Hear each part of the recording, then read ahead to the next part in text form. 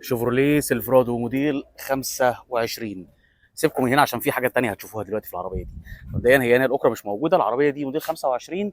الموتور بتاعها 2700 سي سي، ماشيه 2748، يعني بتتكلم في حوالي 4000 كيلو. بدايه المزاد عليها 58000 ونص درهم. تعالوا نبص على العربيه. اكسدام، مفيش رفرف ومفيش بيبان، يعني البيبان متاخده. هي بتيجي من امريكا كده، بيفكوا البيبان عادي جدا، موضوع بيس اوف كيك هناك جدا يعني. ده طبعا حجم العربيه من جوه عامل ازاي. الارباج هنا مفتوحه، والارباج هي المفروض ان هي مقفوله، بس مش عارف فاتحين دي ليه، بس مش موضوعنا. ده شكل العربيه.